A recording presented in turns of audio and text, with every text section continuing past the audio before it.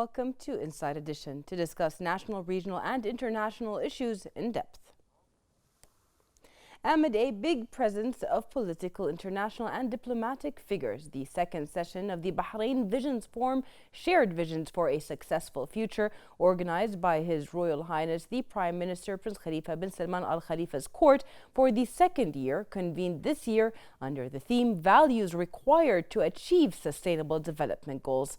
As a reaffirmation of the Kingdom of Bahrain's commitment to support the efforts of the international community towards the implementation of the Sustainable Development Goals, the SDGs, which are considered as an important foundation for building a better future in which the people of the world enjoy a secure and stable life. To talk more about the event and the tremendous efforts exerted by the Kingdom in this regard, we are pleased to be joined here in the studio by the United Nations Resident Coordinator, Mr. Ameen AlSharkawi.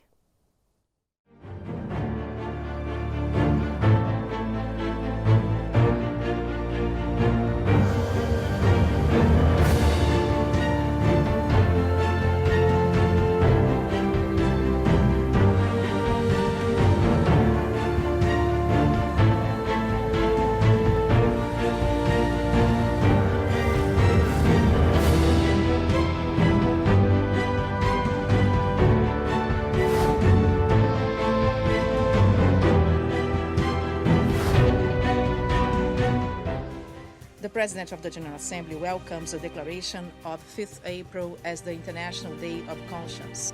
The PJ welcomes this initiative of the Prime Minister of Bahrain, His Royal Highness Prince Khalifa bin Salman Al Khalifa, supported by member states, in fostering the spirit of conscience by the international community in order to uphold peace, human rights and dignity, and sustainable development.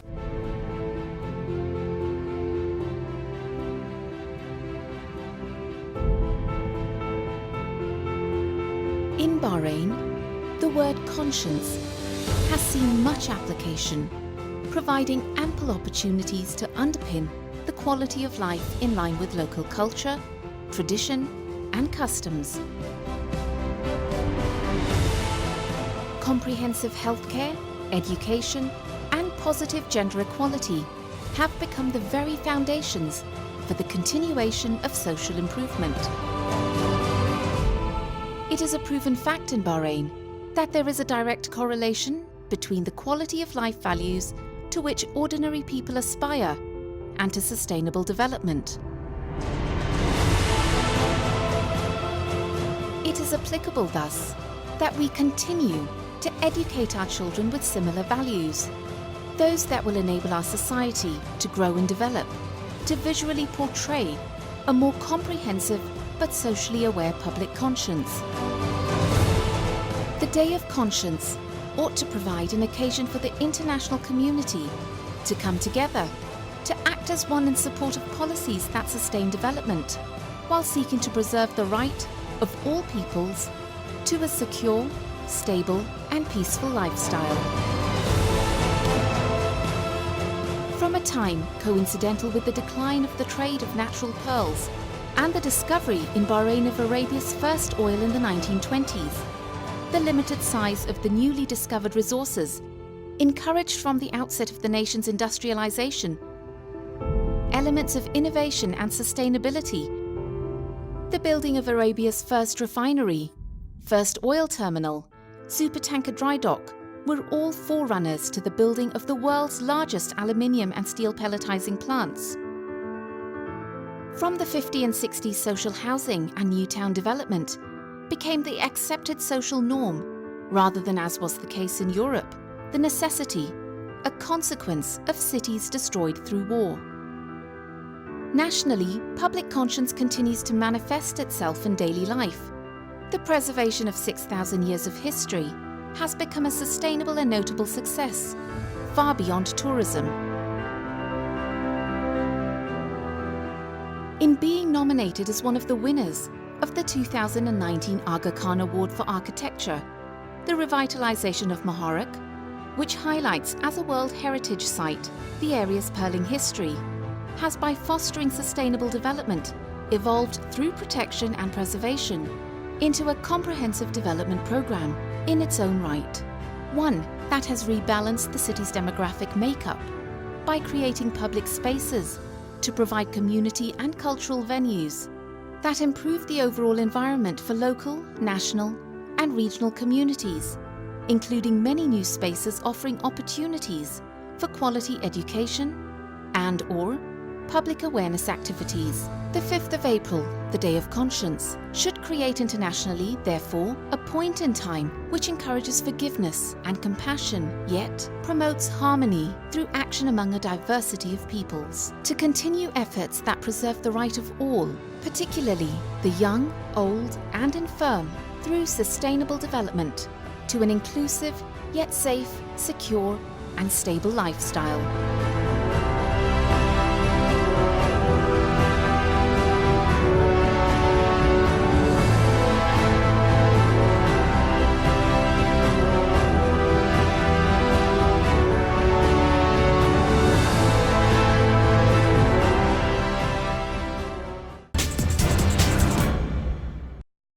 Welcome back to the studio. With us here in the studio is Mr. Ameen AlSharkawi, who is joining us to answer some of the questions. Thank you very much for being with us. It's a pleasure to be here. Mr. Ameen, one thing, or what we're talking about today, is basically the 2030 Agenda for Sustainable Development is a plan of action for people that, for the whole planet and prosperity, with 17 goals that will basically benefit the whole world for the generations to come, not even our current generations, but it's something that we all have to work for. What can you tell us more about these goals and their importance to both individuals and organizations?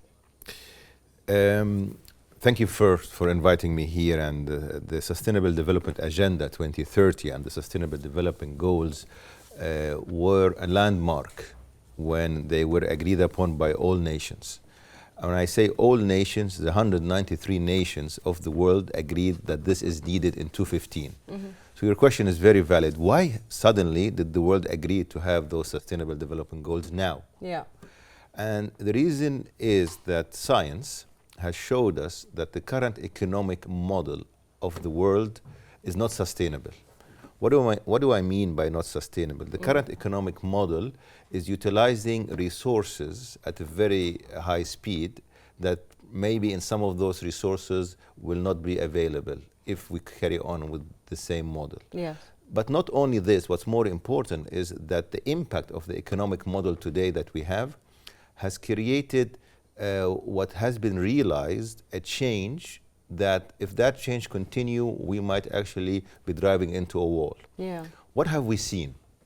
We as citizens, not even as UN officials, me and you, we have seen that the increase in drought is happening in some parts of the world. Yeah. We have seen the increase in floods. We have seen increase the number of hurricanes, the number of tsunamis. But these are not the reasons. There must be other reasons. We are only seeing the effect of them. So science has said that if we carry on with the same economic model, we are going to be having impacts of what we call the planetary boundaries. Yeah. Not only in climate change, but in biodiversity, in chemical waste, in natural resources availability.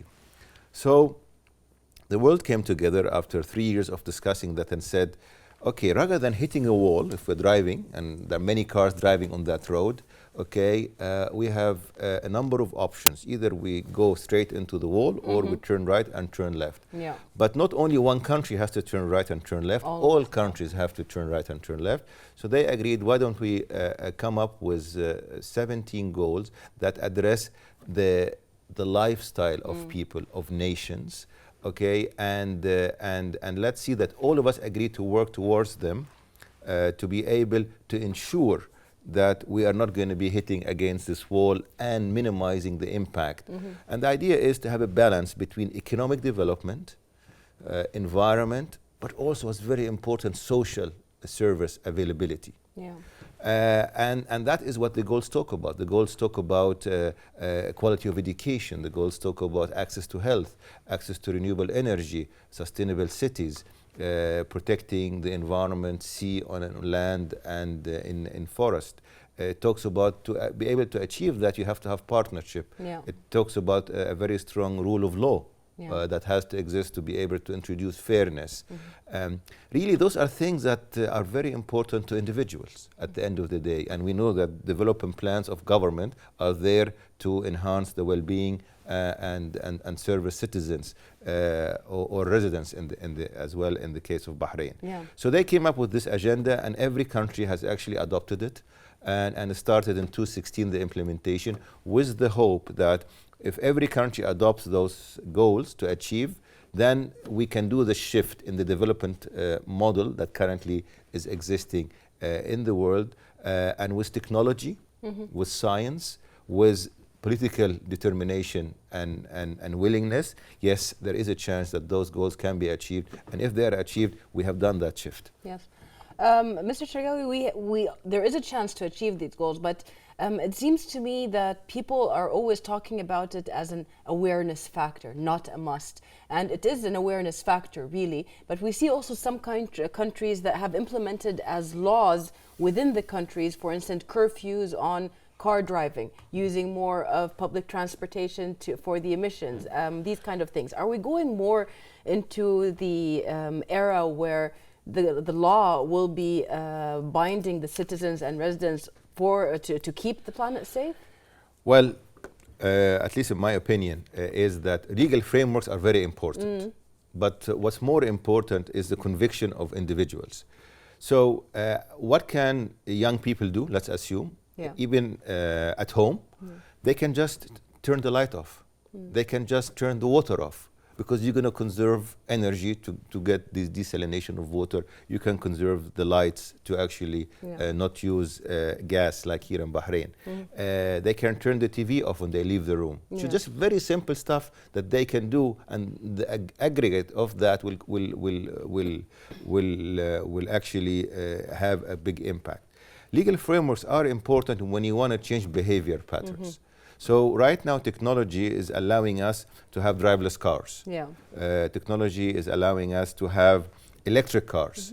So what do you need to do? You need to introduce a framework or an incentive mechanism that actually will get people to go in that direction. This is where governments plays a very important role in actually enabling that. Bahrain has done that when they issued two big national plans, one for renewable energy and one for energy efficiency. But not only that, they issued a law for net metering to be able to connect at home to the grid. That didn't exist 3 years ago.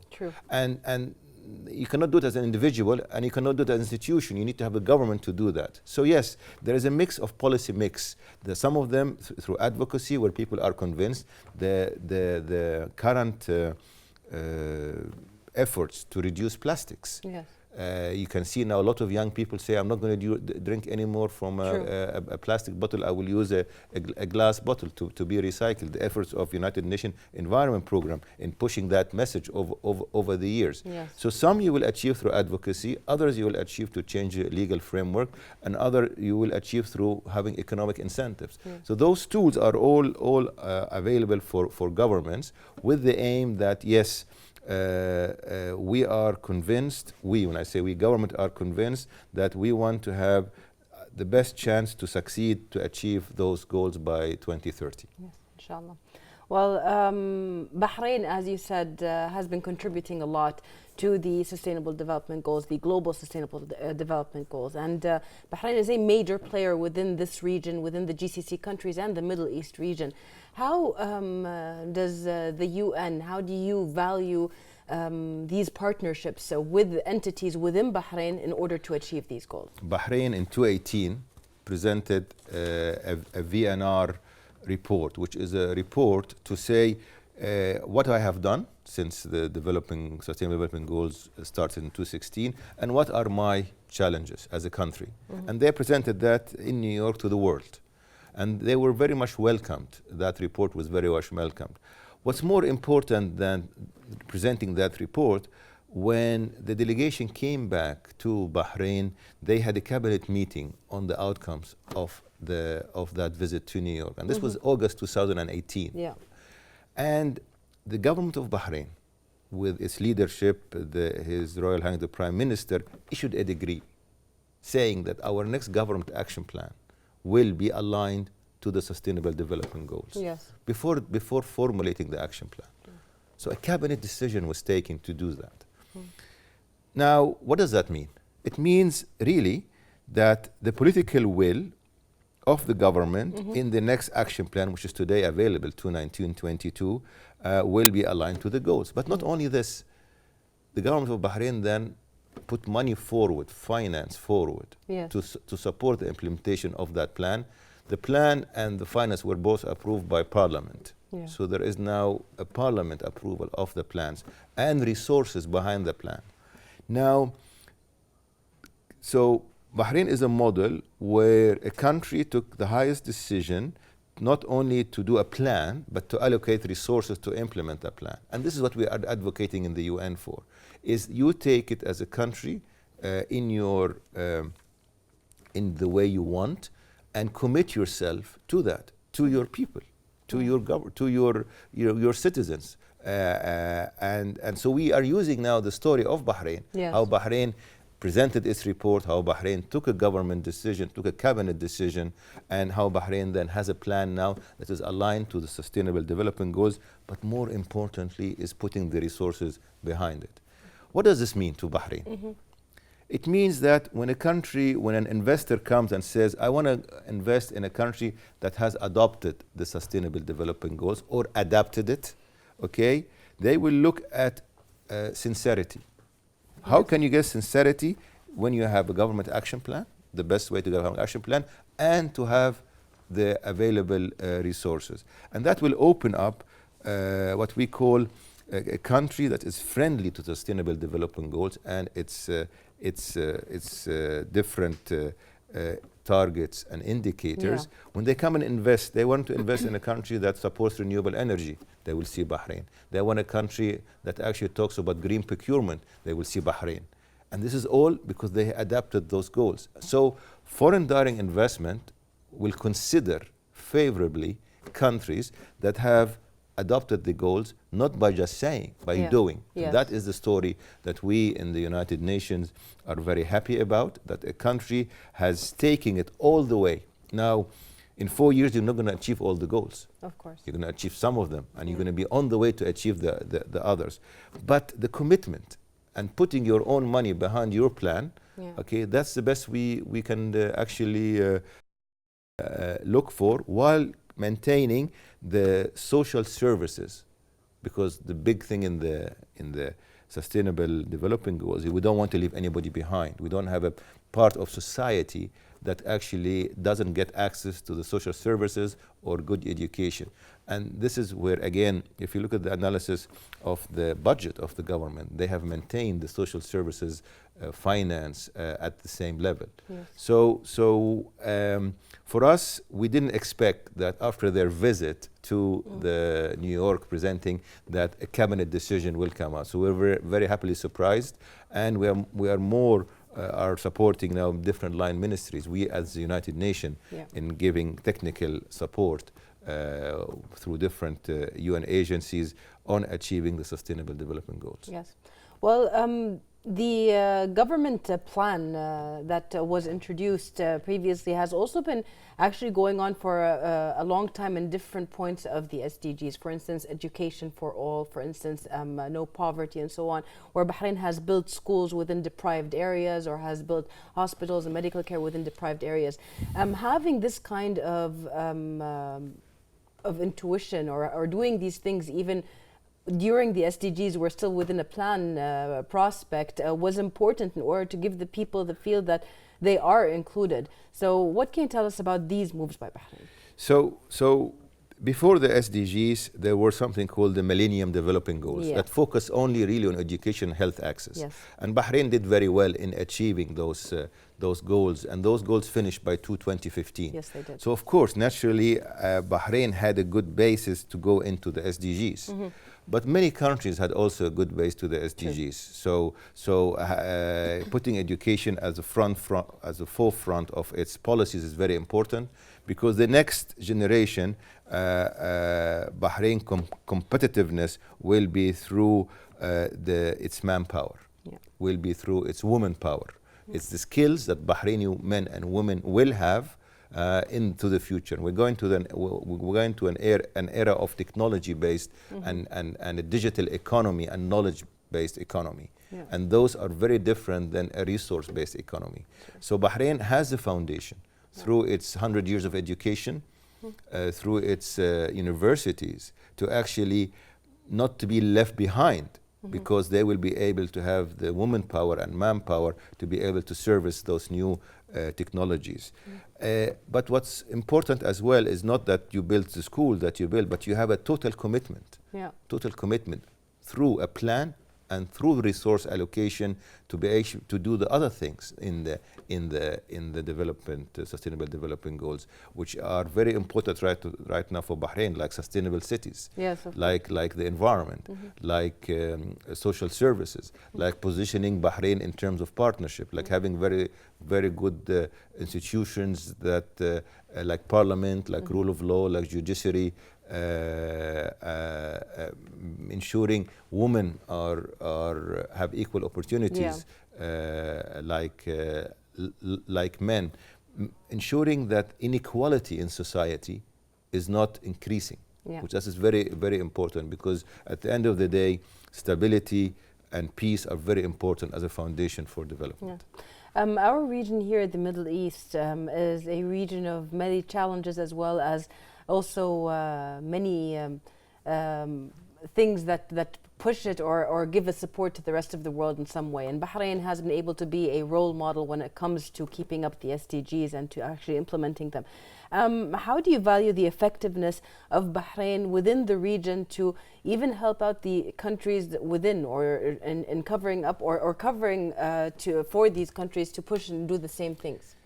So I had the honor to attend His Royal Highness Forum in New York.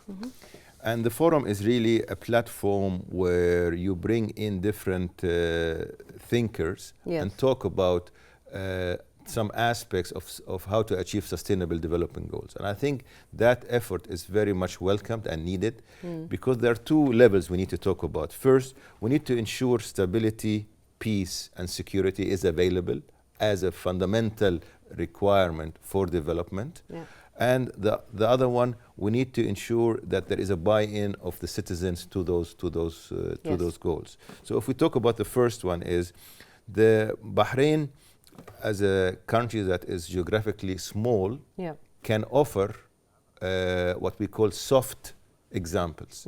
Examples how community can live together in harmony and peace and coexist.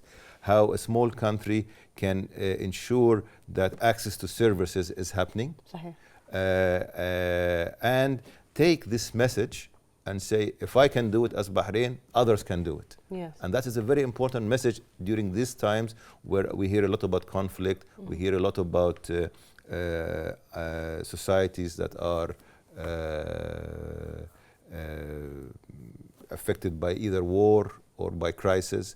So when you have somebody saying, look, please stick to coexistence, stick to respect each other, that is a voice that is very much needed. And I think through the forum that His Royal Highness has initiated in New York, that kind of message is important to continue, because the message is not a message of one-time event. It's a continuous message that goes out from Bahrain through different mechanisms and different forums, and that message is very much needed, because you don't want to have the other messages being dominating.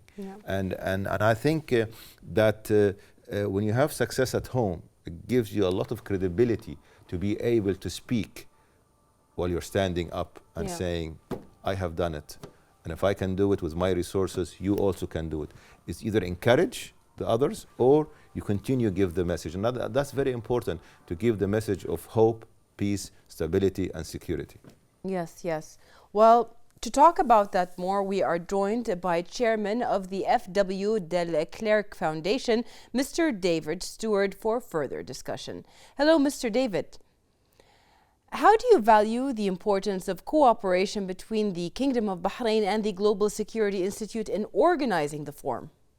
I think it was a wonderful example of what we can achieve when countries like Bahrain and and non-governmental organizations like the Institute get together to promote a good cause.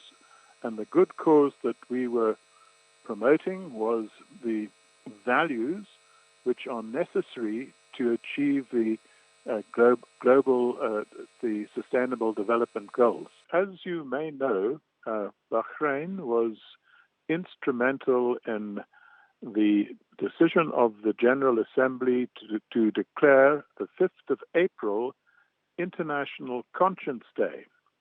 And I think it's a great accolade to Bahrain that it should be the world leader in this important initiative, because at the heart of all right action is conscience. And it is a factor that we must promote, that we must celebrate. And the idea is that we will be doing that in New York on the 5th of April 2020. All right. The themes of the forum are consistent with the Kingdom of Bahrain's approach to consolidating the concept of global conscience as a human drive to help solve the problems and issues facing humanity at present. How do you value the importance of such concepts and its effect on humanity's issues? Well, as you know, the world has made incredible progress over the last 70 years, and also progress with the Millennium Development Goals. Now the new goals that the world has adopted, the Sustainable Development Goals, promise a better, more equal, more prosperous life for billions of people around the world. Bahrain is a leading example of a state that takes effective action to implement these goals. And it's very important to discuss the values that countries must have in order to achieve these goals. And that was the purpose of the Bahrain Visions Forum in New York last week. Thank you so much, Mr. David, for joining us. And that was Chairman of the F.W. de Klerk Foundation, Mr. David Stewart. What can you tell us about the fact that Bahrain's goals and her being a part of the Middle East region and with the challenges that are facing us, how is Bahrain, other than the fact that they are a template for sustainable coexistence and peaceful interaction, how has Bahrain been able to help in facing the challenges that the region is seeing, especially security-wise? Well, it's always a challenge for small countries that have limited geographic size to actually influence. But, and so Bahrain, I think its focus was on the soft approach. Yeah. When I say the soft approach, I mean diplomacy, messages, speaking from its own experience, and trying to cooperate with many partners as possible. And that's a very powerful tool at the end. Okay, other countries have either resources, some of them natural, some of them are finance, some of them are other means to provide. So the soft approach is very much needed today, because there is a basis in Bahrain where some of the development policies that Bahrain has implemented, some of the capacity building that Bahrain has done for its citizen has resulted in good results, either good employment or opportunities or going to a private sector and the different programs that Bahrain has. So when Bahrain talks about the need to have a coherent policy framework for sustainable development goals, and then, you know, there is credibility. And credibility means that I have done it, okay, I'm not just becoming a theoretical messenger. No, I actually have done it, and that's why I'm advocating for it. The other one is Bahrain understands very well the need for stability, security as a fundamental need for development due to its location and its size. And it had advocated that coexistence, inclusive policies is the way to go ahead. And I think that is again a very important message that Bahrain will give out, saying if you come and see what we have done in Bahrain, and I have the honor to serve here in Bahrain, you can see there is inclusiveness in accessing services, in accessing housing, in accessing whatever you want. So when you go internationally and talk about those things, okay, people will start listening to you because you have that experience. This is one. The other one is it is very important to continue provide messages that fundamental need of development is peace and security and coexistence is the way forward. To respect the others, to listen to the others, okay? Because that is what Bahrain can offer. And I think the forum of His Royal Highness that was in New York is one of those avenues where those messages is being shared, repeated, and we need more of these kind of messages, especially that there are other messages being said right now are very different. And I think that soft diplomacy, that soft approach is very welcomed and it's very much needed. Everybody has a fight to fight, everybody has a challenge to face. But one thing that happened recently, and I was lucky enough to interview some people during the General Assembly at the United Nations, was that His Royal Highness the Prime Minister put forward the initiative of the April 5th being International Day of Conscience. And at that point, when asked about, or when I asked people or officials about how that would implement or how that would be, there would be a reaction, a lot of them said just being reminded to use your conscience when making a decision is of value. Just saying the word conscience actually makes you think back within, okay, where am I now? What should I do next? So the initiative of His Royal Highness the Prime Minister Prince Khalifa bin Salman Al Khalifa to declare April 5th as International Day of Conscience has gained a lot of appreciation of the international community due to its importance and significance. What can you tell us about these two aspects? Well, first of all, I'd like to congratulate His Royal Highness for that initiative, and it was, as you said, it was recognized in the UN as International Day. I think really the idea of conscious is that we as human beings, okay, should really think very, very seriously on how can we serve our community, okay? And it starts by asking yourself, what can you do as an individual?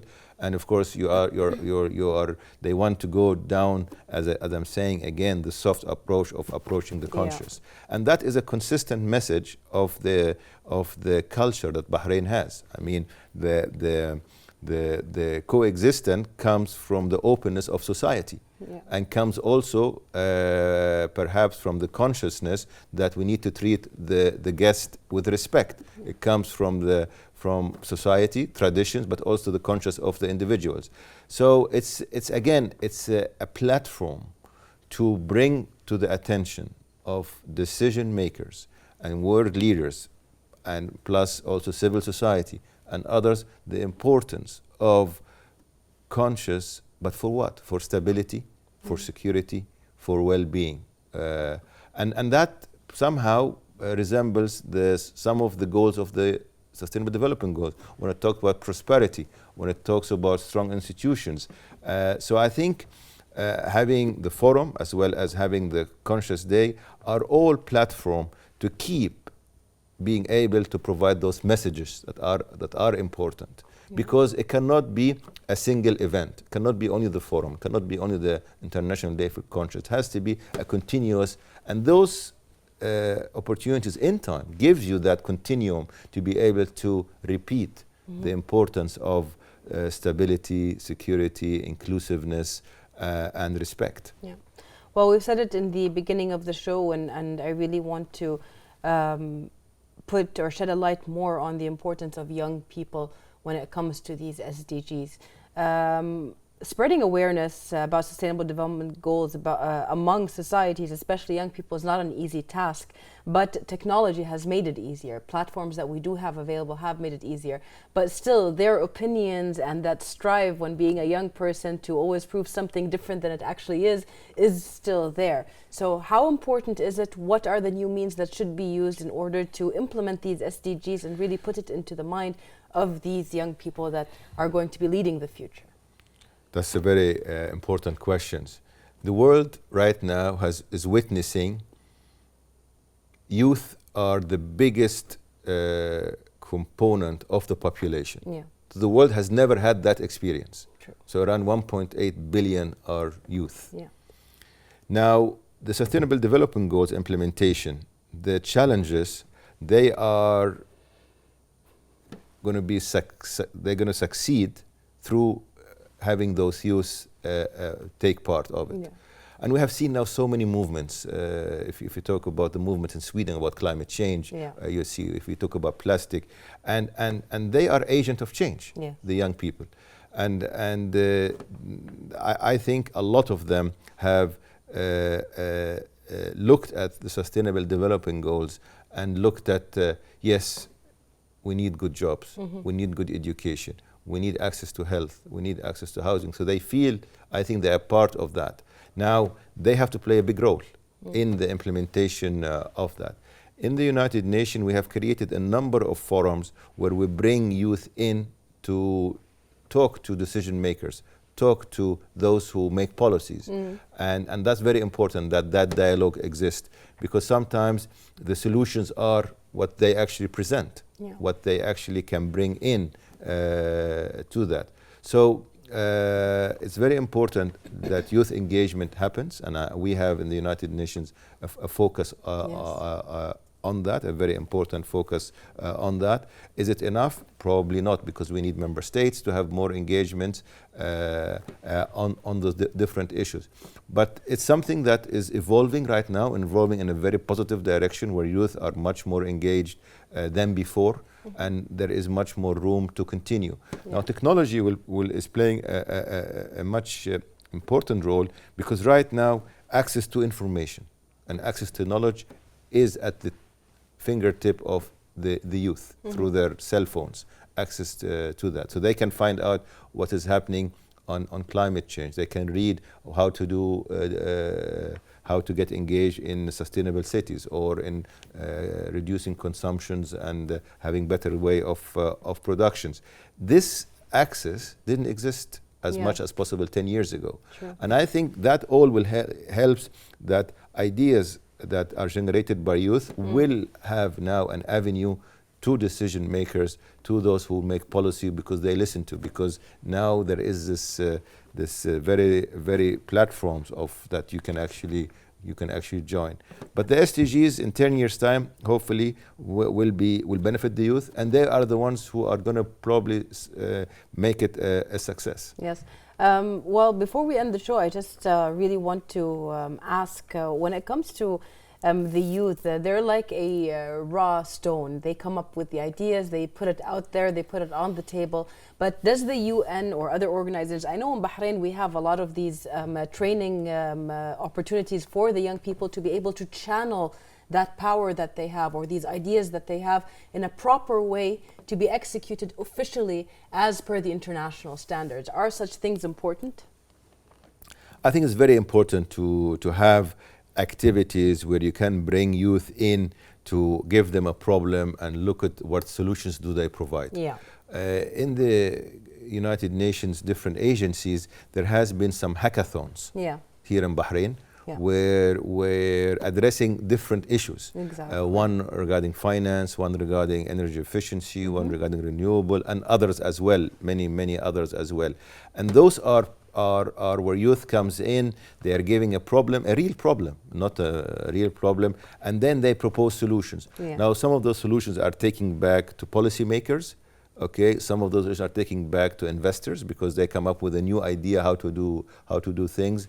And what I have witnessed is that this is a very positive trend. Yes. And I have seen now many of those hackathons happening even without the United Nations being a partner, which is very good, which means that institutions like banks, like fintech, like others are taking that like universities are taking that model and looking how they can solve it. So the more is merrier on that. And this is, I think, one way to get youth really engaged by giving them a real problem, coming up then with a solution, and then seeing if that solution is feasible or not. Yes, perfect. Thank you so much, Mr. Ameen AlSharkawi, for being with us today and answering all of our questions. And we would also like to thank you, dear viewers, for watching us today, and hope to see you next week in another episode of Inside Edition.